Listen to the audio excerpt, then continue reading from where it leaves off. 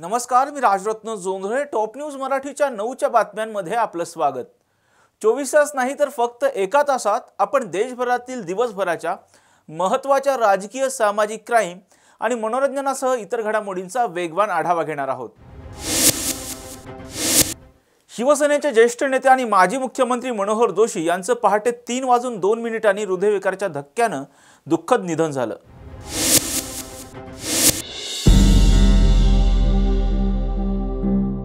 मनोहर जोशी यांचं वयाच्या 86व्या वर्षी निधन झालं. 21 फेब्रुवारी रोजी त्यांना अस्वस्थ वाटू लागल्यानं हिंदुजा रुग्णालयामध्ये दाखल करण्यात आलं होतं.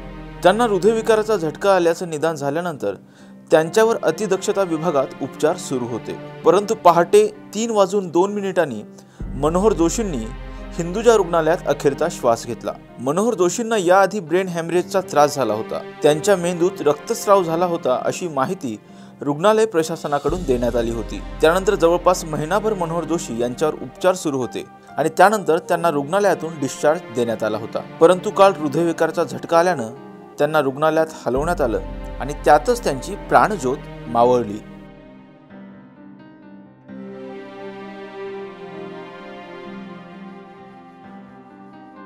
पाहुयात कोण आहेत मनोहर जोशी ग्राफिक्सच्या माध्यमातून. मनोहर जोशी हे शिवसेनेचे संस्थापक शिवसेना प्रमुख बाळासाहेब ठाकरे यांच्या निकटवर्तीयांपैकी एक होते. मनोहर जोशी हे बाळासाहेबांचे अत्यंत विश्वासू आणि जवळचे सहकारी मानले जात होते. राजकीय वर्तुळात मनोहर जोशी यांना प्रेमाने जोशी सर म्हणून ओळखलं जातं. मनोहर जोशी यांनी 1970च्या दशकात शिवसेनेकडून विधान परिषदेवर निवडून येऊन राजकीय कारकिर्दीला सुरुवात केली. 1976 ते 1977 या काळात मुंबईचे महापौरही होते. मार्च 1990 ते डिसेंबर 1991 मध्ये विधानसभेचे विरोधी पक्षनेते होते. मनोहर जोशी 1995 ते 1999 मध्ये युती सरकारच्या काळात 4 वर्ष मुख्यमंत्री होते. शिवसेनेचे पहिले मुख्यमंत्री म्हणूनही मनोहर जोशींना ओळखलं जातं. मनोहर जोशी ऑक्टोबर 1999 ते मे 2002 मध्ये अटल बिहारी वाजपेयी सरकारमध्ये केंद्रीय अवजड उद्योग मंत्री होते. मनोहर जोशी मे 2002 ते ऑगस्ट 2004 या कालावधीत लोकसभेचे सभापती होते. मनोज जरांगे पाटील आणि अजय बारस्कर महाराज यांच्यातील वाद हा वैयक्तिक वाद असून यामध्ये सरकारला खेचू नये असं वक्तव्य उद्योगमंत्री उदय सामंत यांनी पिंपरी चिंचवडमध्ये बोलताना व्यक्त केलंय. मी म्हणूनच माझं वाक्य बोललो असं की दोघांच्या वादामध्ये सरकारला ओढू नये, मुख्यमंत्र्यांना ओढू नये. याचं कारण असं आहे की पूर्वी देखील जे मराठा आरक्षण दिलं होतं ते राज्याचे मुख्यमंत्री देवेंद्रजी असताना दिलेलं होतं. हे आपल्या सगळ्यांना माहिती आहे, मला सांगण्याची काही आवश्यकता नाही. ते हायकोर्टामध्ये टिकलं, सुप्रीम कोर्टामध्ये का टिकलं नाही हे राजकीय मला भाष्य करायचं नाही. पण इम्पेरिकल डाटा गोळा करणं, त्यासाठी राज्य मागासवर्गीय आयोगाची यंत्रणा तयार करणं, सर्वे करणं हे सरकारनं काम केलं ना. आणि निजामकालीन ज्या नोंदी आहेत त्यांना कुणबी प्रमाणपत्र द्यावं हे सांगितलेलं आहे आणि त्याच्याचमुळं जवळजवळ लाखांनी कुणबी नोंदी सापडलेल्या आहेत आणि त्याला प्रमाणपत्र देणं चालू आहे. त्याच्यामुळे मनोज जरांगेंची जी मागणी होती की निजामकालीन सर्टिफिकेट द्यावं ती देखील आहे. आणि ज्यांना मराठा समाजाला सर्टिफिकेट मिळत नव्हती त्यांना 10% आरक्षण दिलंय. त्याच्यामुळे सरकारनं काय चूक केली? नाहक माझी विनंती सगळ्यांना आहे की सरकारला एवढं चांगलं काम केलेलं असताना देखील कोणी कृपा करून बदनाम करू नये आणि या वादामध्ये सरकारला ओढू नये. आमच्या पक्षाला तुतारी चिन्ह मिळणं हे आमच्यासाठी सकारात्मक संकेत असून तुतारी महाराष्ट्राच्या जनमानसाच्या हृदयात आहे. ही तुतारी महाराष्ट्राच्या स्वाभिमानाची ललकारी ठरेल अशा भावना शिरूरचे खासदार अमोल कोल्हे यांनी व्यक्त केल्या. तुतारी वाजवणारा माणूस या चिन्हाविषयी मला प्रचंड खरं तर आनंद आहे. आणि महत्वाची गोष्ट ही आहे की एक पॉझिटिव्ह वाईब ज्याला अशी म्हणतो, कारण तुतारी महाराष्ट्राच्या संस्कृतीमध्ये, इतिहासामध्ये अत्यंत महत्वाची गोष्ट आहे आणि महाराष्ट्राच्या स्वाभिमानाचं हे प्रतीक आहे. आणि आज आपण बघतो की सर्वसामान्य शेतकऱ्यांची जी अवस्था आहे, महाराष्ट्रातले उद्योगधंदे जे पळवले जात आहेत, कायदा सुव्यवस्थेचे जे प्रश्न आहेत, या सगळ्याच्या जो आवाज आहे हा सगळ्याच्या विरोधातला आवाज पोचवणं मला वाटतं ही तुतारीची ललकारी या सगळ्याच्या विरोधातला आवाज पोचवेल.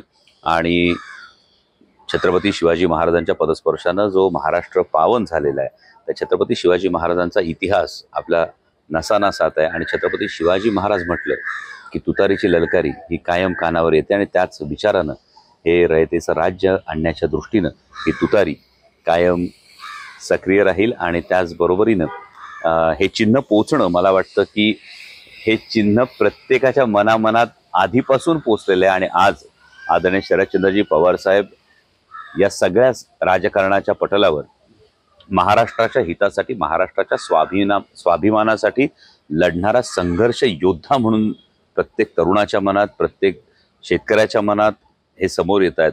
आणि हे असताना तुतारीचं चिन्ह येणं मला वाटतं फार सकारात्मक ही एक गोष्ट आहे. रायगडावरती देखील जाणार आहेत आणि त्या ठिकाणी तुतारीचं जे अनावरण होणार आहे त्याविषयी काय सांगा? खरोखर मी जसं म्हणालो त्या पद्धतीनं तुतारी हा शब्द जरी कानावर आला तरी सुद्धा छत्रपती शिवाजी महाराजांचा इतिहासच आधी समोर येतो. कारण लहानपणापासून प्रत्येकाच्या मनपटलावर ही प्रतिमा आहे.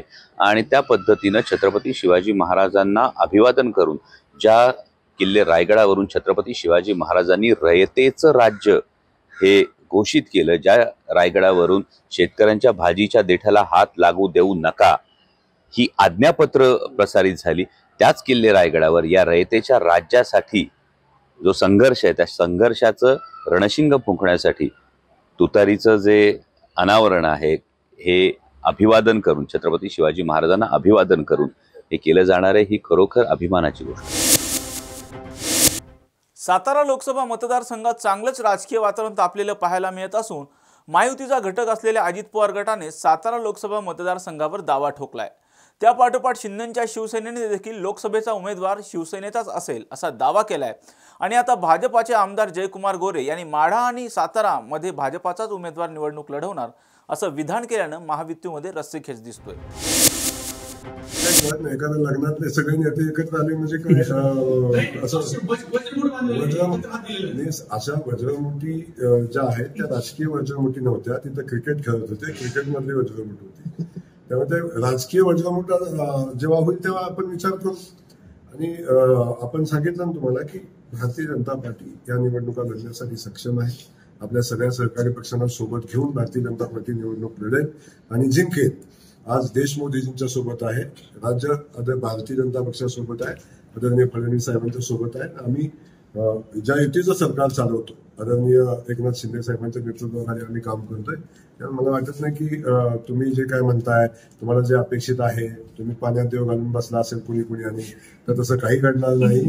माढ्याचा खासदार हा भारतीय जनता पक्षाचाच होणार आणि सातारचा खासदार हा भारतीय जनता पक्षाचाच होणार. याच्यामध्ये कुठली शंका आपण मनामध्ये ठेवू नका. त्यामुळे माझी आपल्याला विनंती आहे की आपल्या सगळ्यांच्या आशीर्वादानं आम्ही सगळेजण भारतीय जनता पक्षाचे कार्यकर्ते ताकदीनं पुढे जाऊ. आपण मिठाचे कडे थोडे कमी करावेत आता आणि सगळ्यांनी आम्हाला मदत करावी. समजून घ्या ना, मी भारतीय जनता पक्षाचा कार्यकर्ता, माझा क्लेम शेवटपर्यंत झाला. त्यामुळे तुम्ही आता त्याला युतीत संघर्ष असा सोडून द्यायचं काही कारण नाही. मी भारतीय जनता पक्षाचा कार्यकर्ता आहे आणि हा मतदारसंघ आदरणीय महाराजांनी भारतीय जनता पक्षाच्या चिन्हावर लढवलेला आहे. त्यामुळे आमची मागणी आहे की आमचा मतदारसंघ आम्हाला राहिला पाहिजे. याच्या विषयावर काय विषय, त्यामुळे तुम्ही बिलकुल तो विषय कॉन्ट्रोवर्शियल नाही. कराडच्या सभेमध्ये तुमचे काही वक्तव्य असं चर्चेत आलं होतं की अतुल बाबांनाच खासदार व्हावं अशी, असं का बोलत? मला तुम्हाला आपल्याला एक गोष्ट सांगायची आहे. माझं जर संपूर्ण भाषण आपण ऐकलं असेल तर त्या भाषणामध्ये मी क्लिअर सांगितलेलं आहे की अतुल बाबांनी खासदार व्हावं अशी आमची इच्छा होती. बाबांनी नाही म्हणून सांगितलेलं आहे. आणि खासदारकीचा उमेदवार निवडायचा अधिकार हा कुठल्याही परिस्थितीत आमच्या इथल्या जिल्हा स्तराच्या नेत्याला, राज्यस्तराच्या नेत्याला कुणालाही नाही. तो देश पातळीच्या आमच्या कमिटीला तो अधिकार आहे. तो कमिटी त्याचा निर्णय घेईल. अतुल बाबांच्या दृष्टीनं तो विषय संपलेला आहे. हे भाषण माझं ऑन द रेकॉर्ड आहे. आपण जर बघितलं असेल किंवा ज्या माझ्या सरकारने बातम्या लावल्या त्यांनी सुद्धा सांगितलं होतं की बाबांचा आता विषय संपलेला आहे. हे त्यांच्याच टीव्हीवर दिसत होतं. माझ्या भाषणाचं वाक्यही तिथे दिसत होती. असं असताना कॉन्ट्रोवर्सी निर्माण करायची असेल तर मला वाटतं ते योग्य नाही. आणि माझा क्लिअर म्हणणं आहे की भारतीय जनता पार्टीला ही जागा सुटली पाहिजे. भारतीय जनता पक्षाच्या दुसऱ्या कुठल्याही नेत्यापेक्षा माझा सगळ्यात मजबूत दावा आहे, मजबूत आग्रह आहे, ही जागा भारतीय जनता पक्षालाच मिळाली पाहिजे. भारतीय जनता पक्ष ही जागा लढवण्यासाठी सक्षम आहे. आज राज्य सरकारकडून प्रशासकीय अधिकाऱ्यांच्या बदल्या करण्यात आल्या. पाहुयात कोणत्या अधिकाऱ्यांची कोणत्या पदावर नियुक्ती करण्यात आली आहे ग्राफिक्सच्या माध्यमातून. कविता द्विवेदी महापालिका आयुक्त अकोला यांची नियुक्ती अतिरिक्त विभागीय आयुक्त पुणे या पदावर करण्यात आली. डॉक्टर हेमंत वसेकर आयुक्त पशुसंवर्धन पुणे यांची नियुक्ती प्रकल्प संचालक बाळासाहेब ठाकरे कृषी व्यवसाय व ग्रामीण परिवर्तन स्मार्ट प्रकल्प पुणे या पदावर करण्यात आली. कौस्तुभ दिवेगावकर प्रकल्प संचालक स्मार्ट पुणे यांची नियुक्ती आयुक्त पशुसंवर्धन पुणे या पदावर करण्यात आली. कार्तिकी NS यांची नियुक्ती मुख्य कार्यकारी अधिकारी स्मार्ट सिटी पुणे या पदावर करण्यात आली. मिलिंद शंभरकर यांची नियुक्ती मुख्य अधिकारी मुंबई इमारत दुरुस्ती व पुनर्रचना मंडळ मुंबई या पदावर करण्यात आली. MJ प्रदीपचंद्र यांची नियुक्ती अतिरिक्त विकास आयुक्त उद्योग संचालनालय मुंबई या पदावर करण्यात आली. कावली मेघना यांची नियुक्ती प्रकल्प अधिकारी एकात्मिक आदिवासी विकास प्रकल्प किनवट या पदावर करण्यात आली. विजय सिंगल महाव्यवस्थापक बेस्ट यांची नियुक्ती उपाध्यक्ष व व्यवस्थापकीय संचालक सिडको मुंबई या पदावर करण्यात आली. संजय सेठी यांची नियुक्ती अप्पर मुख्य सचिव परिवहन व बंदरे या पदावर करण्यात आली. पराग जैन नेनोटिया प्रधान सचिव परिवहन व बंदरे यांची नियुक्ती प्रधान सचिव माहिती तंत्रज्ञान सामान्य प्रशासन विभाग मुंबई या पदावर करण्यात आली. OP गुप्ता अप्पर मुख्य सचिव व्यय वित्त विभाग यांची नियुक्ती अप्पर मुख्य सचिव वित्त विभाग या पदावर करण्यात आली. राजेश कुमार यांची नियुक्ती अप्पर मुख्य सचिव महसूल व वन विभाग या पदावर करण्यात आली. बुलेटिन मध्ये घेऊयात एक छोटासा break. Come on guys, hurry up. अरे सुन ना, एक ब्रेक ले लेते हैं. Guys I am telling you, तुम लोगों को सही से ट्रैकिंग नहीं आता. But that's okay, you can learn. रोज का ढक्कन देना. ये रेड वाला है, सही वाला देना. अबे ढक्कन, पहले तो सही पानी पीना.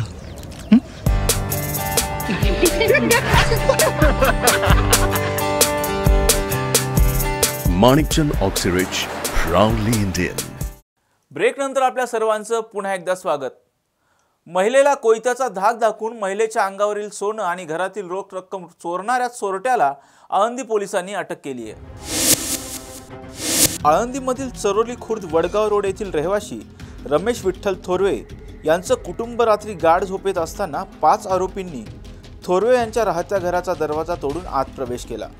कुटुंबियांना लोखंडी कोयत्याचा धाक दाखवून महिलेच्या अंगावरील मंगळसूत्र व घरातील कॅश असा एकूण 97,000 रुपयांचा मुद्देमाल घेऊन चोरटे पसार झाले. परंतु आळंदी पोलिसांनी तात्काळ तपासाची सूत्रे फिरवत 24 तासांच्या आत 5 आरोपींना जेरबंद केले आणि या गुन्ह्यामध्ये वापरण्यात आलेली स्कॉर्पिओ MH42 DJ 5596 या गाडीसह आरोपींना अटक केली. पोलीस आयुक्त विनय कुमार चौबे, अप्पर पोलीस आयुक्त वसंत परदेशी, पोलीस उपायुक्त शिवाजी पवार, सहाय्यक पोलीस आयुक्त राजेंद्र सिंह गौर यांच्या मार्गदर्शनाखाली पोलीस निरीक्षक सुनील गोडसे यांनी ही कारवाई केली असून पुढील तपास आळंदी पोलीस करत आहेत. आळंदी पोलीस स्टेशनच्या हद्दीतली घटना आहे. त्या ठिकाणी चरोली जे गाव आहे तिथे थोरवे बस्ती आहे, त्या ठिकाणी हा सर्व प्रकार झाला होता. तर पहाटे साधारणतः 2:30ची ही घटना आहे. ज्या वेळेस आपल्याला ते रिपोर्टिंग झालं तर त्याच्यामध्ये जे फिर्यादी आहेत त्यांच्या पत्नीचं 1-1.5 तोळ्याचं मंगळसूत्र, काही सोन्याचे कानातले दागिने आणि रोख रक्कम असा टोटल अंदाजे 97,000चा माल या ठिकाणी त्यांनी दरोडा टाकून चोरी केलेली आहे. तर याच्यामध्ये काही क्ल्यूज आपल्याला मिळाले होते. गाडीचा बेसिक नंबर होता, तो डेव्हलप करून आपण कालच लगेच पथक तयार करून ती गाडी आपल्या ताब्यात मिळाली आणि त्याच्यासोबतच 4 आरोपी आपल्याला ताब्यामध्ये मिळाले. त्यांना आम्ही पोलीस कोठडीसाठी आता मान्य न्यायालयामध्ये हजर करणार आहोत. सर, हे जे 4 आरोपी आहेत त्यांच्या विरुद्ध त्याचे पहिले काही गुन्हे दाखल आहेत का 8 आरोपींवर? बरोबर, काही आरोपींविरुद्ध बेसिक गुन्हे दाखल आहेत, पण इतर जे असे याच्यामध्ये टोटल 13 आरोपी निष्पन्न होत आहेत. त्याच्यातले 4 आरोपी आपण अटक केले. तर त्यांचं बेसिक रेकॉर्ड बघता 1-2 गुन्हे दाखल आहेत. इतर जे आरोपी आहेत ज्यांचे नाव आपल्याकडे निष्पन्न नाहीत, 4 ते 5 आरोपी आहेत, त्यांचं जे नावं निष्पन्न करून त्यांचं रेकॉर्ड पडताळणीचं कामकाज सुरू आहे. सर, याच्यामध्ये काय काय कलम लावले गेले काय? याच्यामध्ये दरोड्याची कलम लागलेली आहेत, त्याच्यानंतर ट्रेसपासचे सेक्शन आहेत, आर्म्स ॲक्ट आहे. या पद्धतीने आपण गुन्हा दाखल केला आहे आणि हा सर्व एक पूर्वनियोजित कटाचाच भाग आहे असं तपासामध्ये निष्पन्न झालं आहे. त्याच्यामुळे योग्य ती कलमांचा अंतर्भाव आम्ही याच्यामध्ये तपासादरम्यान करू. किती मुद्देमाल जप्त करण्यात आले? आत्तापर्यंत आता आपण एक गुन्ह्यात वापरलेले जे वाहन आहे ते जप्त केलं आहे. आता त्यांची पोलीस कोठडी घेऊन बाकीचा जो उर्वरित मुद्देमाल आहे या गुन्ह्यातला तो आपण रिकवर करण्याचा प्रयत्न करतो. आरोपींची पार्श्वभूमीबाबत आपण पडताळणी करतो आहे. आता त्याची पोलीस कोठडी मिळाली की या सर्व बाबी आपल्याला समोर येतील.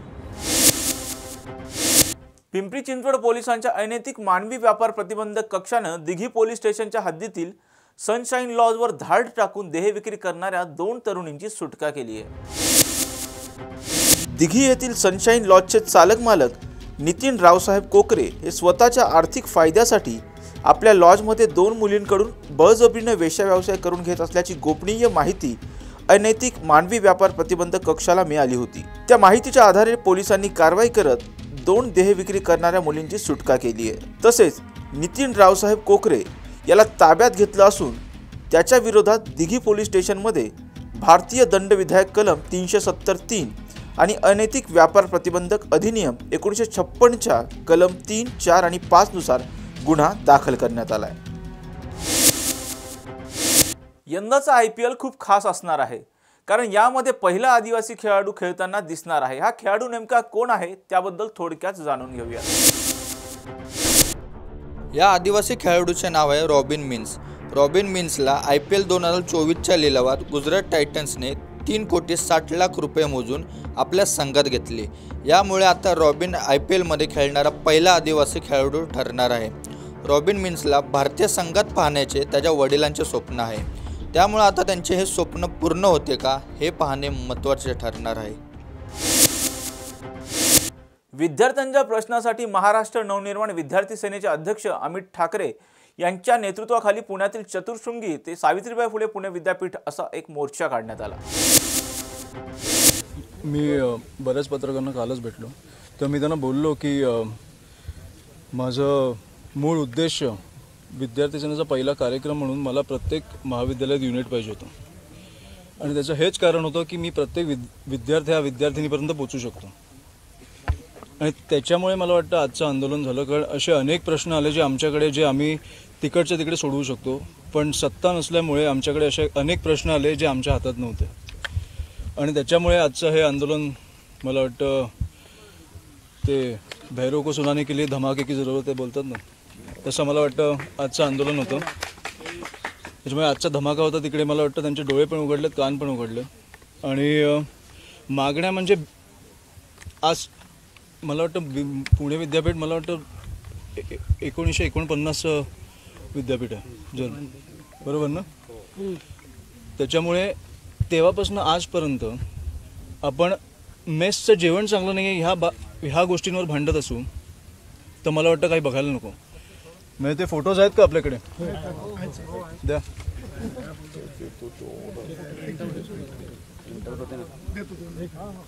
ना कालचा एक फोटो आहे जिकडे प्लेटमध्ये पोहे का काहीतरी आहेत आणि त्याच्यात झुरळ आहे.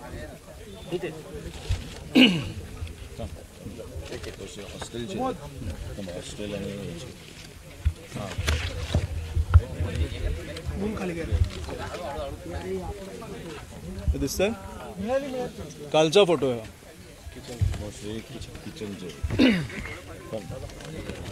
हे जेवणात दगड मिळालाय. हे आपल्या हॉस्टेलची परिस्थिती आहे. हे किचन आहे.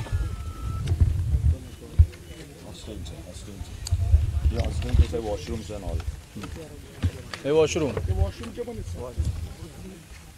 मी आता कुलगुरूंना भेटायला येताना मला अनेक विद्यार्थी भेटले जे बोलले की आम्हाला जेवणच मिळत नाही. एक बाजूला इकडे मठ आहे, तिकडनं एक मला वाटतं प्रसाद येतो, ते प्रसाद ते जेवतात, एक वेळेचं जेवण म्हणून प्रसाद जेवतात. त्याच्यामुळे इकडे जेवणाची सोय नसेल एवढ्या मोठ्या विद्यापीठात, तर मला वाटतं लाजिरवाणी गोष्ट आहे. दुसरं म्हणजे विशाखा समिती जी नेमली गेली आहे ती मला वाटतं पुण्याच्या विद्यापीठातच मला वाटतं ॲक्टिव्ह आहे, बाकी कुठच्याही महाविद्यालयात ॲक्टिव्ह नाही आहे. त्या समितीत फक्त शिक्षिका असतात, विद्यार्थिनी ज्यांना घेतलं पाहिजे. विशाखा समिती म्हणजे कुठच्याही विद्यार्थिनीला कुठच्याही महाविद्यालयात काही अडचण आली तर ती त्या समितीला जाऊन भेटू शकते. ते अडचणी तिकडे तिकडच्या तिकडे सोडवले जातील. पण तिकडे शिक्षिकांना भेटण्यापेक्षा ते विद्यार्थिनींना भेटणं मला वाटतं कम्फर्टेबल फील करतात. पण त्या समितीवर विद्यार्थिनीच नसल्यामुळे ते त्यांचे विषयच सांगत नाही. हा एक मुद्दा मी मांडला. उपकेंद्र जे नाशिक आणि नगरमध्ये उपकेंद्र आहे, तिकडच्या ज्या मुलामुलींना डॉक्युमेंट्स लागतात त्यांना पुणे विद्यापीठाला यायला लागतं एवढं 3-4 तास प्रवास करून, कारण त्यांना इकडेच फक्त डॉक्युमेंट्स मिळू शकतात. तिकडे बिल्डिंग तयार आहे, भूमिपूजन झालं आहे, मला वाटतं मंत्र्यांची वेळ मिळत नसेल म्हणून तिकडे अजूनपर्यंत ते ऑपरेशनल केलं नाही आहे. म्हणजे नाशिकच्या मुलांना नगरच्या मुलांना इकडे यायला लागतं. चौथा विषय कुठून मराठी भाषा भवनाचा विषय तर मला वाटतं 15 वर्ष गेले आहे, 2016ला चालू झाला आहे. 5 मजल्याची बिल्डिंग बांधायला ह्यांना एवढा वेळ का लागतो मला आजपर्यंत कळलं नाही आहे. म्हणजे 15 वर्ष झालं हा विषय चालू आहे. 14 वर्षात सीलिंग बांधला गेला, त्याला पण जास्त वेळ लागला. पण मला वाटतं की 15 वर्षात एक बिल्डिंग नाही बांधली जात, म्हणजे मला कळत नाही हे काय करतायत. चौथा नवीन हॉस्टेल मला द्या ना, हे द्या ना लिस्ट.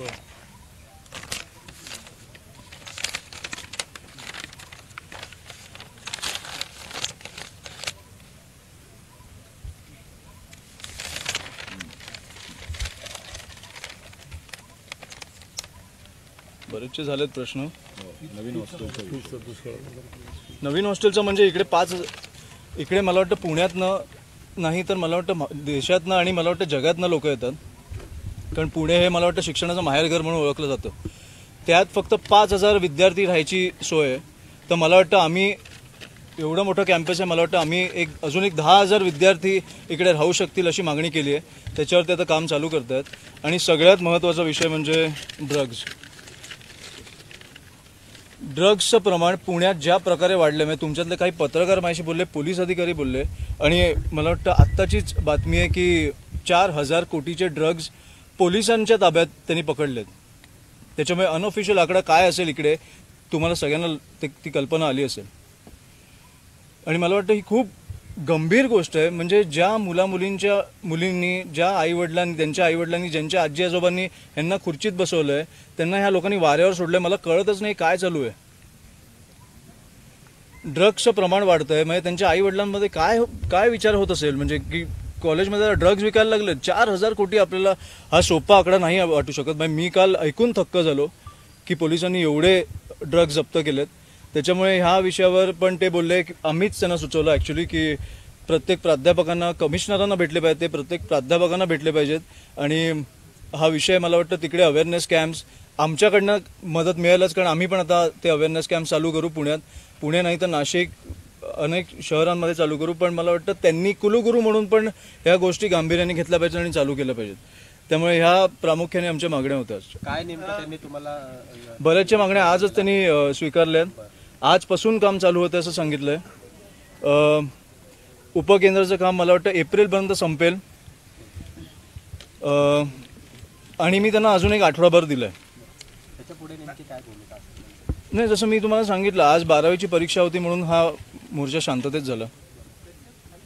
पण मी राजकारणात आल्यापासून माझ्या पहिल्या राजकीय केसची वाट बघतोय. त्याच्यामुळे मला ती पुण्यातनं मिळाली तर मला अति आनंद होईल. आणि मला वाटतं ती एका आठवड्यानंतर ह्यांचं उत्तर नाही आलं तर आमचं उत्तर त्यांच्यापर्यंत पोहोचेल. ड्रग्सचं प्रमाण तुम्ही आता जो मुद्दा उपस्थित केला, गृहमंत्री राज्याचे देवेंद्र फडणवीस आहेत, ते अपयशी ठरत आहेत.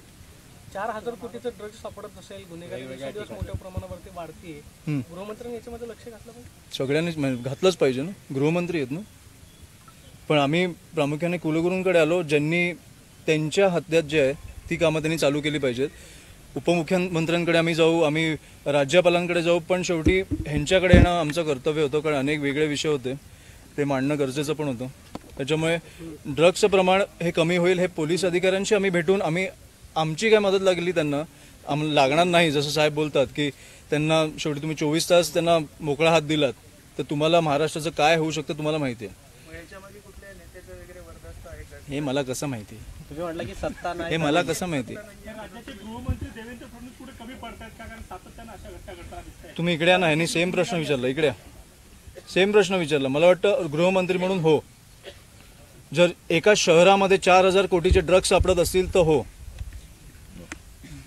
सावित्रीबाई फुले पुणे विद्यापीठाच्या सेट विभागाकडून PhD-साठी विद्यार्थ्यांची जी 2 वेळा पूर्वपरीक्षा घेण्यात आली, त्या दोन्ही परीक्षेमध्ये पुणे विद्यापीठच नापास झालेलं आहे आणि आता सेट विभागाची सेट संदर्भातली एप्रिलमध्ये परीक्षा आहे आणि जे पदभार ज्यांच्याकडे आहे त्यांना अजूनही चूक झाल्यानंतर सुद्धा त्यांना पदमुक्त केलेलं नाही. या सगळ्या संदर्भात देखील काही चर्चा झाली का? नाही, काही नाही, पण हा विषय मला आता कळला, मी बघतो हा विषय. नाशिक आणि नगर उपकेंद्राबाबत काय उत्तर दिलं? नाशिक आणि नगर एप्रिलपर्यंत काम संपेल, चालू होईल. काल आपण बोललो ना, एप्रिलपर्यंत काम चालू होईल. सर, सगळ्यात महत्त्वाचं तुम्ही जे आत्ता फोटो दाखवले की जेवणामध्ये झुरळ सापडत आहेत, दगड सापडत आहेत, नेमकं कोणत्या रिपेक्टरमधलं आहे, कोणत्या विभागाची जी मेस होती त्या संबंधित काय तुम्हाला माहिती त्यांनी दिलेली? 6 आणि 7 हे माझ्याकडे माहिती आली, जे हॉस्टेल आहे 6 आणि 7 जे माझ्याकडे माहिती आली, तिकडची ही परिस्थिती. आणि मला वाटतं तिकडे त्या मठातनं जो प्रसाद येतो ते खातात. आणि आज पण ते बोलत होते की आम्ही CSR कडनं प्रयत्न करतोय, कोणाला तरी कुठच्या तरी संस्थेला आम्हाला द्यायची इच्छा आहे. मी बोललो कुलगुरू म्हणून, मी कुलगुरू असतो तर मी माझ्या विद्यार्थ्यांना कधी भुकं ठेवलं नसतं. आपण तो ऑप्शन म्हणून ठेवू, पण तुम्ही कुलगुरू म्हणून इकडच्या विद्यार्थ्यांना जेवण, क्वालिटी जेवण मिळेल ह्याची तरी मला वाटतं काळजी घेतली पाहिजे. राज्यामध्ये एवढे मोठे मोठे मेळाव्याला बातम्या आल्यात की लोकसभेसाठी राजसाहेबांनी शब्द दिला, तुम्ही पुण्यातून लढणार. पेपर मी नाही छापतो, तुम्हीच छापता. माझी इच्छा नाही, माझी निवडणूक लढायची इच्छा नाही आहे. पण जर साहेबांनी मला कुठेही जबाबदारी दिली तर ती मी यशस्वीपणे पार पाडीन, एवढी मी तुम्हाला कुठेही नगरसेवक बनवलं तरी चालेल, मला कुठेही काही बनवलं तरी चालेल, सरपंच बनवलं तरी चालेल. जी जबाबदारी देतील तिकडे मी जाऊन काम करणार. तुम्ही आता म्हटलं झाली त्याची असं म्हणावं लागेल, आज सुरुवात झाली असं म्हणावं लागेल. सुरुवात बरेच महिने झाली आहे, पण आज पुण्यातून सुरुवात झाली. मी तुम्हाला बोललो ना की गेले 2 वर्ष मी ह्याच्यावर काम करतोय. 8-9 जूनला 2022ला मला वाटतं आम्ही दौरा चालू केला महाराष्ट्राचा, त्या मुंबईतनं चालू केला आणि तिथून आम्ही प्रत्येक महाविद्यालयात युनिट स्थापन करणं ही आमची प्रायोरिटी होती, जे आम्ही बरेच ठिकाणी केलं. तुम्हाला तो इंडिव्हिज्युअल विद्यार्थ्यांचे किती आम्ही प्रश्न सोडवले हा आकडा पाहिजे असेल तर तो पण मी तुम्हाला देईन. पण तिथून हे सगळे प्रश्न आले म्हणून मला वाटतं की आज हा मला आंदोलन करणं मला वाटलं गरजेचं वाटलं. तुम्ही आता म्हटलं की पुण्यातून पहिली केस घ्यायला मला आवडेल, पुण्यात जर पहिली केस झाली तर. जर यांनी उत्तर नाही दिली तर पुण्याची जर लोकसभेची तुमच्यावर जबाबदारीच दिली तर तुम्ही लढणार का? साहेबांनी दिली तर नक्की लढेन, पण माझी इच्छा नाही. याला प्रश्न धरून आहे की पोस्टर लागले जातात इच्छुकांचे खूप सारे पुण्यात, मनसेचे भावी खासदार पोस्टर आहे. तर आता तुम्ही चर्चा पण सुरू आहे की भाजप बरोबर युती होणार आहे, तर मग कसं तुम्ही मनसेला? मी काही नाही बघत, कारण मी साहेबांशी बोलत असतो. हे तुम्ही बाहेर बसून काय ठरवता मला कळत नाही, पण साहेबांनी जोपर्यंत सांगत नाही तुमच्या समोर येऊन तोपर्यंत काही कन्फर्म नसतं. त्याच्यामुळे तुम्ही ज्या बातम्या छापाल त्याला आम्ही उत्तर देणं मला वाटत नाही मी महत्त्वाचं मानतो. पण साहेब तुम्ही निरीक्षक आहेत, आतापर्यंत कुठला असा उमेदवार तुमच्या नजरेत आलाय का? मी माझा जो अहवाल आहे तुम्ही राजसाहेब मग मी त्यांना देईन ना. माझा अहवाल दिलाय त्यांना, ते जनतेसमोर मांडतील ना. पण आता युतीच्या चर्चा सुरू आहेत, भाजप सोबत तुम्ही जाणार अशा पद्धतीच्या चर्चा सुरू आहेत. परत हे मोठे निर्णय आहेत, त्याच्यामुळे राजसाहेब आणि तिकडचे जे वरिष्ठ नेते असतील ते चर्चा करून तुमच्यासमोर आणतील किंवा नाही आणणार मला माहित नाही. तुम्ही सकारात्मक आहात. लोकसभेच्या संदर्भात सभा वगैरे पुढचं काय नियोजन? सभा जिकडे लढू तिकडे सभा नक्कीच होती. पुण्यामध्ये 4 लोकसभा आहेत, पुणे जिल्ह्यात 4 लोकसभा आहेत. 4 लोकसभेमध्ये महाराष्ट्र नवनिर्माण सेना कोणत्या जागेवरती? परत मी तुम्हाला सांगतोय, मी निरीक्षक म्हणून आमचं काम आहे अहवाल बनवणं, सगळ्यांना भेटणं आणि तो अहवाल साहेबांपर्यंत पोहोचवणं. कुठे कुठे लढणार हे ते ठरवणार. नाही, मनसेचे ज्या ठिकाणी उमेदवार असतील त्या ठिकाणी सभा तुम्ही घेणार का? हो नक्की. अरे म्हणजे नाही तर कुठच्या पक्षासाठी घेऊ? हो घेईन. चलन. शिवसेनेचे ज्येष्ठ नेते माजी मुख्यमंत्री मनोहर जोशी यांचं आज पहाटे निधन झालं. मुख्यमंत्री एकनाथ शिंदे यांनी मनोहर जोशी यांच्या निधनाबद्दल दुःख व्यक्त केलंय. मनोज जोशीसह जाण्याची आहे. हे आपल्या सर्व परिवारासाठी दुःखद आणि वेदनादायी घटना आहे. बाळासाहेबांवर अत्यंत प्रेम आणि निष्ठा असणारे नेते मुख्यमंत्री असताना बाळासाहेबांना अपेक्षित असलेला महाराष्ट्र घडवण्यासाठी त्यांचं मोठं योगदान. महाराष्ट्र आणि मराठी माणसाविषयी त्यांची आत्मीयता आणि प्रेम आपण सगळ्यांनी पाहिजे. एक अभ्यासू आणि सुसंस्कृत चेहरा, संयमी आणि अतिशय शिस्तीचा नेता, शिस्तबद्ध पद्धतीने काम करणारा नेता, अगदी वेळेचा अचूक बंदोबस्त पाळणारा नेता.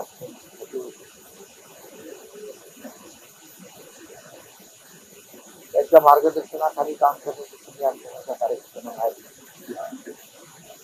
ते मुख्यमंत्री झाल्यानंतर त्यांना स्वतः भेटायला गेलो.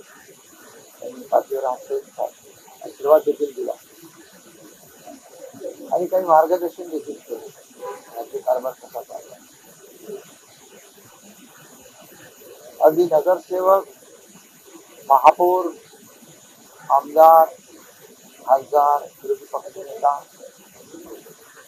मुख्यमंत्री आणि लोकसभेचे अध्यक्ष, स्पीकर असा प्रचंड असा प्रवास म्हणजे थक्क करणारा प्रवास त्यांच्या माध्यमातून संपूर्ण देशाने, महाराष्ट्राने पाहिला. शून्यातून विश्व निर्माण करणारं नेतृत्व त्यांच्यातून आपण पाहिलं. तरुणांना कोहिनूरच्या माध्यमातून शिक्षण, प्रशिक्षण आणि रोजगार उपलब्ध करून देण्याची त्यांची तळमळी आपण पाहिली. खऱ्या अर्थाने बाळासाहेबांचा आणि बाळासाहेबांच्या विचारांचा एक कोहिनूर हिरा आम्ही गमावलाय.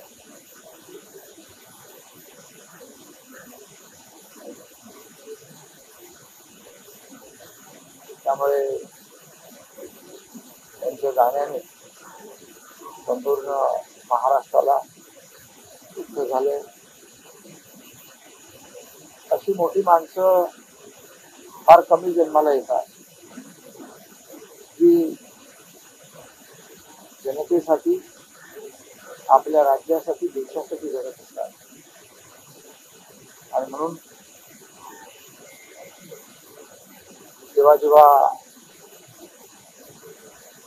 माझ्या कारकिर्दीत देखील अनेक वेळा अनेक कार्यक्रम त्यांना आम्ही बोलायचे आणि खरं ते खरं बोलायचे. मुख्य कंठाने ते कार्यकर्ते की कार्यकर्त्याला शाबासकी द्यायचे, आपल्या शाबासकीचा हात, शाबासकीची थाप द्यायचे, कार्यकर्त्याला प्रेरणा आणि ऊर्जा देण्याचं काम ते करत होते. आणि त्यांचा हा सगळा काही कारभार नावलौकिक पाहून महाराष्ट्र सरकारच्या वतीने देखील हे त्यांचं जे काही उत्कृष्ट वक्तृत्व, कर्तृत्व याच्यावर सरकारच्या माध्यमातून देखील त्यांच्या नावाचा एक कार्यकर्त्यांना, लोकप्रतिनिधींना ऊर्जा आणि प्रेरणा मिळाली असेल एक पुरस्कार देखील देण्यात येणार. आणि म्हणून त्यांच्या या जाण्याने कुटुंबावर जो दुःखाचा डोंगर कोसळला त्याच्यातून त्यांना सावरण्याची शक्ती परमेश्वराने द्यावी, त्यांच्या आत्म्याला शांती लावावी ईश्वराकडे प्रार्थना. हिंदी में जानना चाहेंगे, शिवसेना ने आज अपना खो दिया, आपके लिए जो शिवसेना की कितनी बड़ी क्षति है? महाराष्ट्र के माजी मुख्यमंत्री, शिवसेना के वरिष्ठ नेता मनोज जोशी सर, इसका आज देहांत हुआ. मुझे कल ही पता चला तो मैं आज उसको अस्पताल जाकर देखने था. दुर्भाग्यवश सुबह एक बहुत ही दुखद घटना घटी और जो बात सामने आई उससे विश्वास नहीं हो रहा. बाला साहब ठाकरे जी के बहुत ही करीबी और वरिष्ठ नेता थे। महाराष्ट्र और मराठी मनुष्य के लिए बहुत ही आत्मीय का प्रेम। बाला साहब ठाकरे जी को अपेक्षित महाराष्ट्र निर्माण करने का कार्य में उनका बहुत बड़ा योगदान रहा। एक बहुत ही संयमी और सक्रिय और सुसंस्कृत ऐसा उनका चेहरा लोगों ने देखा है। समय पर और समय से काम करने वाला नेतृत्व महाराष्ट्र की जनता ने उनके मुख्यमंत्री काल में देखा है। महाराष्ट्र विकास के लिए उनका योगदान बहुत बड़ा रहा है। तो नगर सेवक, महापौर, विधानसभा सदस्य और सांसद से लेकर मुख्यमंत्री तथा लोकसभा के स्पीकर, इतना बड़ा जो उनका प्रवास है, शून्य से विश्व निर्माण करने वाला काम किया। कार्यकर्ताओं को मार्गदर्शन देना उनका काम करते थे। मैं जब मुख्यमंत्री बन गया तब उनका आशीर्वाद देने से घर गया था। मैंने आशीर्वाद भी दिया और मार्गदर्शन मेरे लिए बहुत ही सौभाग्यवश आज हमारे मंत्री कोहिनूर के माध्यम से उन्होंने कई युवाओं को शिक्षण, प्रशिक्षण और नौकरी देने का काम किया। सही मायने में हमारे बाला साहब ठाकरे जी उनके विचारों का कोहिनूर मनोज है, है तो बहुत ही उपयुक्त है। और इसलिए मैं उनको भाव करना हूँ परिवार का इस रूप सहन करने की शक्ति में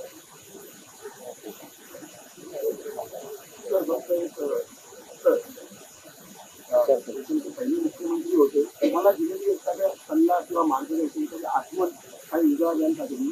कारण तुम्ही मुख्यमंत्री आहात, पहिले मुख्यमंत्री होते, एखादी आठवण त्यांनी दिलेला सल्ला त्यांनी आता मी ते करत नाही। खरं म्हणजे ते जेव्हा ठाण्यात कल्याणमध्ये कार्यक्रमाला यायचे ते आवर्जून अगदी मुक्त कंठाने कार्यकर्त्याच्या पाठीवर शाबासकी हात घ्यायचे। मलाही काही गोष्टी जाहीरपणे त्यांनी सांगितलं आणि आपल्याला विचार नाही केला आणि म्हणून खरं कार्यकर्त्याच्या मागे उभं राहण्याचं काम, त्याच्या पाठीशी उभं राहण्याचं काम, त्याच्या अडचणीमध्ये उभं राहण्याचं काम, अशा अनेक आठवणी आहेत। बुलेटिन मध्ये घेऊयात एक छोटासा break. Come on guys, hurry up. यार सुन ना, एक ब्रेक ले लेते हैं। Guys I am telling you, तुम लोगों को सही से ट्रैकिंग नहीं आता, but that's okay, you can learn. रोज का ढक्कन देना। ये रेड वाला है, सही वाला देना। अबे ढक्कन, पहले तो सही पानी पीना।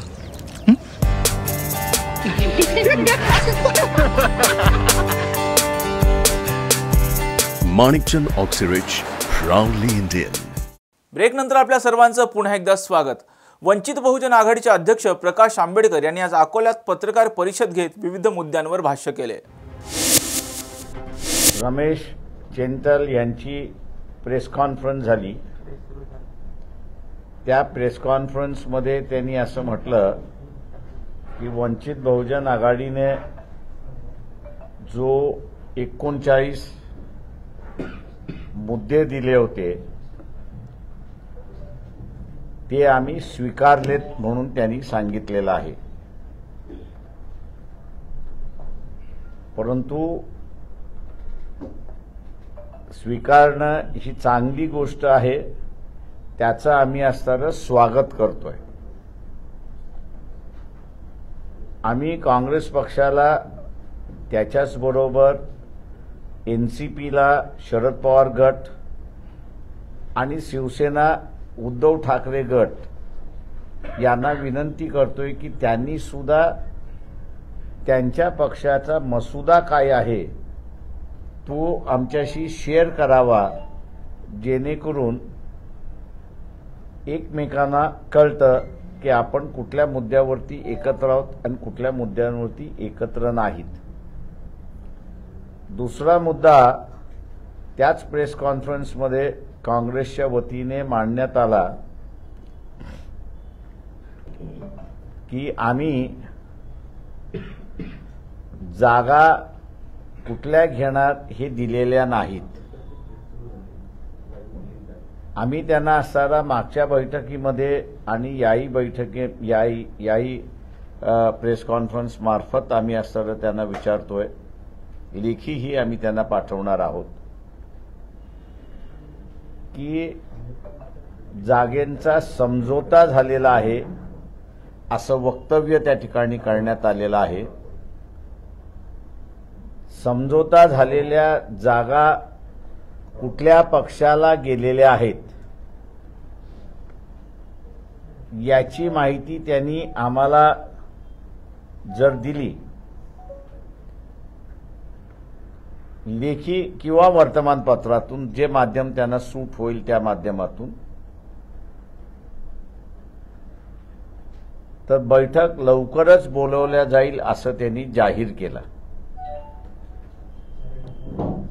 एकत्र येण्याच्या दृष्टिकोनातून मग आम्हाला ज्या जागा पाहिजेत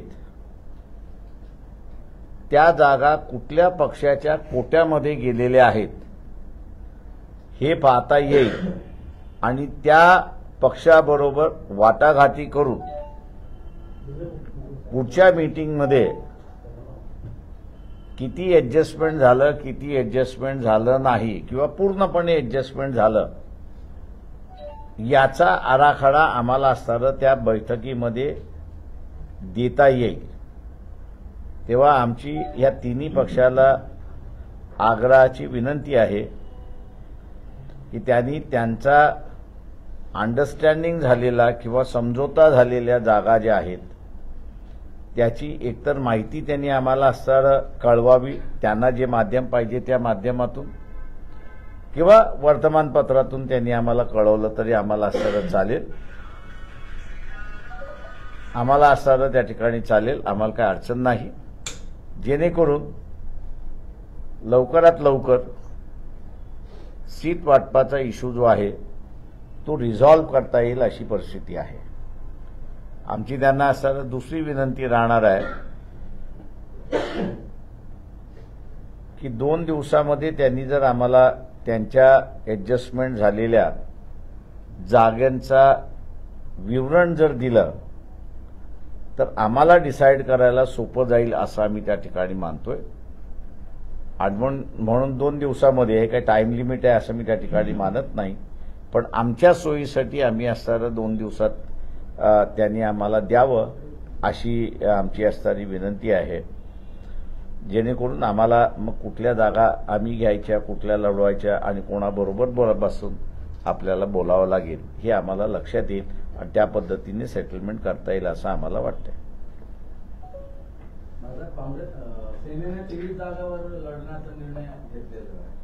ते माझं म्हणणं असं आहे की त्यांचं इंटरनल काही आहे हे अजून आम्हाला माहिती नाही, त्याच्यामुळे असं मी त्याच्यावरती कॉमेंट करणार नाही. त्यांनी एवढंच म्हटलंय की आमचं एग्रीमेंट जागेंवरती झालेलं आहे, ते एग्रीमेंट झालेलं त्यांनी आमच्याशी शेअर करावं, जेणेकरून आम्हाला ज्या जागा पाहिजेत त्या जागा ज्या ज्या पक्षाच्या कोट्यामध्ये गेलेल्या आहेत त्यांच्याबरोबर आम्हाला बोलता येईल आणि रिझॉल्व्ह करता येईल, हे आम्हाला सोपं जाईल त्या ठिकाणी. मुंबईतील लोकसभेच्या ज्या जागा आहेत त्यामध्ये महाविकास आघाडीमध्येच तिढा निर्माण झालेला आहे. मी काय म्हणालो आपल्याला की त्यांच्या इंटरनल काय चाललंय ह्याची आम्हाला माहिती नाही. आम्ही असताना त्यांना म्हणालो होतो की तुम्हाला इंटरनल ह्याच्यामध्ये आम्हाला इन्व्हॉल्व करून घ्यायचं असेल तर ही मुभा आपली आहे, तो अधिकार त्यांचा आहे. इन्व्हॉल्व करून घ्यायचं नसेल तर आम्ही असताना म्हणालो की तुमचं पहिल्यांदा सेटलमेंट होऊ द्या आणि मग इंडिव्हिज्युअल पक्षाची आम्ही सेटलमेंट करतो. सर 6 जागा राहिल्या, त्याचा तिढा आता लवकर सुटेल असं ऑडिटर म्हणतात. मान्य आहे, मला वाटतं आपण ते फेस व्हॅल्यूवरती एक्सेप्ट केलं पाहिजे असं मला वाटतंय. कोणत्या 6 जागा आहेत मला माहित नाही, म्हणून तर मी म्हटलं ना की मला ॲडजस्टमेंट झालेल्या जागेंचं त्यांनी आम्हाला माहिती द्यावी, जेणेकरून मग आम्हाला कुठल्या जागा मागायचे आहेत त्या पक्षाशी आम्ही बोलू शकतो. आज छत्रपती संभाजीनगरमध्ये राज्यव्यापी संविधान गौरव मेळावा पार पडला. या प्रसंगी बोलताना उपमुख्यमंत्री अजित पवार काय म्हणालेत पाहूयात. मोठ्या प्रमाणावर आपण वेगवेगळ्या प्रकारचे मेळावे अलीकडच्या काळामध्ये घेतले. अरे तुम्हाला एवढं आई वडिलांनी जन्माला घातल्यानंतर तुम्हाला नवी पिढी बर्बाद बेचिराग करण्याचा अधिकार दिलाय कोणी? त्यांना चुकीच्या रस्त्याने जाण्याच्या करता तुम्ही स्वतः पैसे कमवण्याच्या करता असले धंदे करता. यांना तर असल्यांना फाशीची शिक्षा दिली पाहिजे. अजिबात त्यांना कुठं मुलायजा ठेवण्याचं कारण नाही. कारण याशिवाय खऱ्या अर्थाने चांगला समाज आपल्याला निर्माण करता येणार नाही.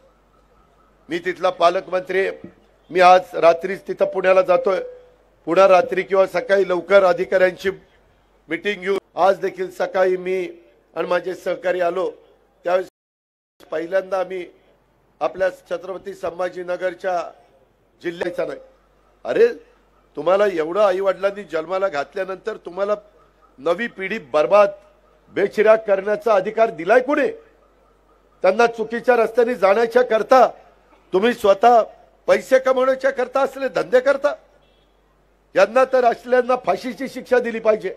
अजिबात त्यांना कुठं मुलायजा ठेवण्याचं कारण नाही. कारण याशिवाय खऱ्या अर्थाने चांगला समाज आपल्याला निर्माण करता येणार नाही. मी तिथला पालकमंत्री, मी आज रात्रीच तिथं पुण्याला जातोय. पुन्हा रात्री किंवा सकाळी लवकर अधिकाऱ्यांची मीटिंग घेऊन त्या भागामध्ये प्रतिनिधित्व देण्याचा आदिवासीला नाही. अरे तुम्हाला एवढं आई वडिलांनी जन्माला घातल्यानंतर तुम्हाला नवी पिढी बर्बाद बेचिराग करण्याचा अधिकार दिलाय कोणी? त्यांना चुकीच्या रस्त्याने जाण्याच्या करता तुम्ही स्वतः पैसे कमवण्याच्या करता असले धंदे करता.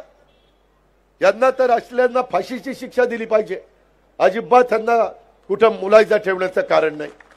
कारण याशिवाय खऱ्या अर्थाने चांगला समाज आपल्याला निर्माण करता येणार नाही. मी तिथला पालकमंत्री, मी आज रात्रीच तिथं पुण्याला जातोय. पुन्हा रात्री किंवा सकाळी लवकर अधिकाऱ्यांची मीटिंग घेऊन काही जण जसं समाजामध्ये तेढ निर्माण करून जातीय विष पेरण्याचं काम करतात. दुपडी म्हणायचं नाही. अरे तुम्हाला एवढं आई वडिलांनी जन्माला घातल्यानंतर तुम्हाला नवी पिढी बर्बाद बेचिराग करण्याचा अधिकार दिलाय कोणी? त्यांना चुकीच्या रस्त्याने जाण्याच्या करता तुम्ही स्वतः पैसे कमवण्याच्या करता असले धंदे करता. यांना तर असल्यांना फाशीची शिक्षा दिली पाहिजे. अजिबात त्यांना कुठं मुलायजा ठेवण्याचं कारण नाही. कारण याशिवाय खऱ्या अर्थाने चांगला समाज आपल्याला निर्माण करता येणार नाही. मी तिथला पालकमंत्री, मी आज रात्रीच तिथं पुण्याला जातोय. पुन्हा रात्री किंवा सकाळी लवकर अधिकाऱ्यांची मीटिंग घेऊन तुम्हाला एवढं आई वडिलांनी जन्माला घातल्यानंतर तुम्हाला नवी पिढी बर्बाद बेचिराग करण्याचा अधिकार दिलाय कोणी? त्यांना चुकीच्या रस्त्याने जाण्याच्या करता तुम्ही स्वतः पैसे कमवण्याच्या करता असले धंदे करता. यांना तर असल्यांना फाशीची शिक्षा दिली पाहिजे. अजिबात त्यांना कुठं मुलायजा ठेवण्याचं कारण नाही. कारण याशिवाय खऱ्या अर्थाने चांगला समाज आपल्याला निर्माण करता येणार नाही. मी तिथला पालकमंत्री, मी आज रात्रीच तिथं पुण्याला जातोय. पुन्हा रात्री किंवा सकाळी लवकर अधिकाऱ्यांची मीटिंग घेऊन कुठपर्यंत आले, अजून काय चाललंय, काही काहींचे धागेदुरे दिल्लीमध्ये काही माणसं मिळाली, ह्या पद्धतीचं काम चाललेलं आहे. आणि विरोधकांना तर असा मुद्दा, उलट पोलीस खात्याने ह्या पद्धतीनं चौकशी करून 4,000 कोटीचं ड्रग्ज पकडलं, त्यांचं मॉरल कसं वाढेल हे बघितलं पाहिजे. त्याच्यात टीका टिप्पणी करायची. मित्रांनो, मधल्या काळामध्ये पण कायदा सुव्यवस्थेच्या बाबतीमध्ये जे घडलं, काही ठिकाणी सत्ताधारी पक्षाच्या आमदारांनी गोळ्या झाडल्या. तिथं मुळशीमध्ये एका गुंडांनी गुंडाला मारलं. त्याच्या संदर्भामध्ये दोघं मित्र जवळजवळ बसले होते. बाहेर कार्यक्रम चाललाय, दोघे तिथं बोलतायत, आपण सगळेजण पाहतोय. आणि त्याच्यातला एक जण उठतोय आणि दुसऱ्या सहकार्याला त्या घोसाळकरला गोळ्या झाडतोय. हे कसंच आहे पद्धत? कुठली पद्धत? त्याकरता आता रिव्हॉल्वर पिस्तूल देण्याच्या करता देखील कडक भूमिका घेण्यात आलेली आहे. शेवटी प्रत्येकाला जगण्याचा अधिकार आहे, तो आपल्याला बाबासाहेबांनी दिलेला आहे. प्रत्येकाला इतरांच्या बरोबरीने वागणूक देण्याचा अधिकार आहे, तो देखील आपल्याला बाबासाहेबांनी दिलेला आहे. आणि म्हणून जसं संविधान त्यांनी दिलं तसं कायदा आणि घटना त्यांनी दिलेली आहे, त्याचाही आदर करत एवढा मोठा भारत देश, जगामध्ये इथल्या वेगवेगळ्या राज्यामध्ये आणि देशामध्ये अनेक प्रसंग आले, परंतु आपला देश हा एकसंघ राहिलेला आहे. त्याला एकमेव कारण ते म्हणजे घटनेचे शिल्पकार डॉक्टर बाबासाहेब आंबेडकरांनी दिलेलं संविधान आणि त्यांनी दिलेली घटना. हे कदापि आपण कोणी विसरू शकत नाही. आणि म्हणून ह्या रस्त्यानेच आपल्याला पुढे गेलं पाहिजे. आणि आपला सामाजिक विभाग हा ह्याच पद्धतीचा विचार करतोय, सामाजिक न्याय विभाग. ही पण बाब आपण सगळ्यांनी लक्षामध्ये घेतली पाहिजे. मगाशी मी सांगितलं ज्या 3 घटना घडल्या त्याच्यातनं काय चाललंय करून एवढं पोलीस दलाला त्या उपमुख्यमंत्र्याला दोष द्यायचा प्रयत्न केला. तुम्ही मला सांगा की एकत्र जेवतात आणि एकत्र जेवून बाहेर येतात आणि बाहेर आल्यावर त्याच्यातलाच दुसऱ्याला गोळ्या घालतो. आता पोलिसांनी एकत्र जेवत असताना तिथं तपासायचं ही एकत्र जेवणारी ही पिस्तूल घेऊन जेवतायत का आणखीन काय करतायत, तिथं तपासलं तरी म्हणतात आमच्या घरात तुम्हाला यायचं काय कारण आहे. तीच गोष्ट तिथं जी घडली ती घोसाळकरांच्या बाबतीमध्ये घडली. घटना सगळी अतिशय दुर्दैवी आहे, कुणाच्याच बाबतीमध्ये ती घडता कामा नये. पण ह्यामध्ये सत्ताधारी पक्षाच्या आमदारांनी ज्यावेळेस गोळ्या घातल्या, तुम्ही बघा गोळीबाराचा आवाज आल्यानंतर त्या पोलीस चौकी स्टेशनला बाहेरचे 2 पोलीस आले आणि एकाने आमदाराला पकडलं, एकाने दुसऱ्याकडे ज्याला गोळ्या घातल्या ना तोही गायकवाडच होता, त्याच्याकडेही पिस्तूल होता, त्या दोघांनाही पकडलं. एखादे पोलीस घाबरले असते की रिव्हॉल्वर आपल्यावर जर गोळ्या मारल्या तर काय होईल, परंतु जीवाच्या पर्वा न करता पोलीस खात्याच्या आमच्या त्या शिपायांनी तिथल्या अधिकाऱ्यांनी काम केलं. हे आपल्याला राज्यामध्ये सगळीकडे करायचं. त्याकरता कायदा सुव्यवस्था चांगली ठेवायची. त्याच्यामध्ये मी नेहमी माझ्या राष्ट्रवादी काँग्रेस पक्षाच्या कार्यकर्त्यांना सांगतो, माझे कुणी पदाधिकारी असले तर बाबांनो आम्ही पण कडक आहोत. माझाही प्रशासनावर जबरदस्त असा पगडा आहे. तुम्ही मगाशी सतीश चव्हाणला विचारा मीटिंग घेत असताना मी कशा पद्धतीने मीटिंग घेतली, परंतु मी सर्वसामान्य माणसाचे प्रश्न सोडवण्याच्या करता प्रशासनाला धारेवर धरतो. आणि प्रशासनाने चांगलं काम केलं तर त्याचं कौतुक देखील करतो, त्याला शाबासकीची थाप देखील देतो आणि त्याला सांगतो की तू चांगलं काम केलं. मगाशी श्रीकांतनी काही कामं चांगली केली, मी त्याचं कौतुक केलं. त्यांना सांगितलं की ठीक आहे, दिव्यांगांच्या करता तुम्ही दिव्यांग भवन बांधण्याचा निर्णय घेतला, तो उद्याच्या काळामध्ये अर्थसंकल्पाच्या वेळेस हे धोरण आम्ही नवीन आणू. तुम्हाला माहित नाही मित्रांनो, आपल्या इथं आपल्या राज्यात 4% एकंदरीत 12-13 कोटी लोकसंख्या आपली धरली, घडीभर 13 कोटी धरा, 52 लाख जण दिव्यांग आहेत. 52 लाख पटेल कुणाला? त्याही घटकाच्या करता काम तुम्हाला मला करावं लागेल, त्यांच्याकरता पण सुविधा द्याव्या लागतील. आता त्यांच्याकरता छत्रपती संभाजीनगरमध्ये साधारण 50 कोटीचं एक काम हातामध्ये घेतलेलं आहे. त्याला 10 कोटी रुपये डीपीसीतनं दिलेत, बाकीचे पैसे आम्ही देऊ म्हणून सांगितलं. ते आता 6 विभागामध्ये पहिल्या टप्प्यामध्ये करण्याचा माझा आणि आमच्या सरकारचा प्रयत्न आहे. मित्रांनो मी खरोखरीच सांगतो, अनेक वर्ष सरकारमध्ये सरकारच्या बाहेर विरोधी पक्ष नेता म्हणून, राज्यमंत्री म्हणून, खासदार म्हणून, आमदार म्हणून, उपमुख्यमंत्री म्हणून, मंत्री म्हणून अशी सगळी पदं माझ्यासारख्या कार्यकर्त्याला तुमच्या प्रेमामुळं, तुमच्या आशीर्वादामुळं आणि तुमच्या भरभक्कम पाठिंब्यामुळे मिळालेली आहे. आणि त्याच्यामुळं आम्ही अनुभव पण ह्याच्यात खूप घेतलेला आहे, कशातून चांगला समाज घडेल. आज वेगवेगळ्या पद्धतीनं आरक्षणाचे पण मुद्दे पुढे येतात, त्यामध्ये आरक्षण मिळालं पाहिजे. जो गरीब आहे, जो मागे राहिलेला आहे, त्याला इतरांच्या पुढे आणण्याच्या करता आरक्षण मिळालं पाहिजे, त्याबद्दल दुमत असण्याचं काही कारण नाही. परंतु हे आरक्षण देत असताना हे आरक्षण आपण कशा पद्धतीनं देतोय, ह्याच्यातनं ज्यांना दिलेल्या आरक्षणाला कुठं धक्का लागणार नाही ना, त्याच्यातनं त्यांनाही कुठला त्रास होणार नाही ना, समाजातल्या सर्व घटकाला न्याय देणं, समतेचा विचार हा आपण ज्यावेळेस मांडतो, शाहू फुले आंबेडकरांचा विचार, युगपुरुष छत्रपती शिवाजी महाराजांनी पण 18 पगड जातीला 12 बलुतेदारांना घेऊन हिंदवी स्वराज्याची स्थापना केली. त्यांनी पण सगळ्यांना न्याय देण्याचा प्रयत्न केला आणि तीच भूमिका घेऊन आपण सगळेजण चाललेलो आहेत आणि म्हणून त्या पद्धतीनं आमच्या सामाजिक न्याय विभागाने पण मग बाळासाहेब असतील, सुनील मगरे असतील किंवा त्यांच्याबरोबर काम करणारे जिल्ह्याचे सर्व अध्यक्ष असतील, जिल्ह्याचे सर्व पदाधिकारी असतील, यांनी पण तशाच पद्धतीनं पुढे गेलं पाहिजे.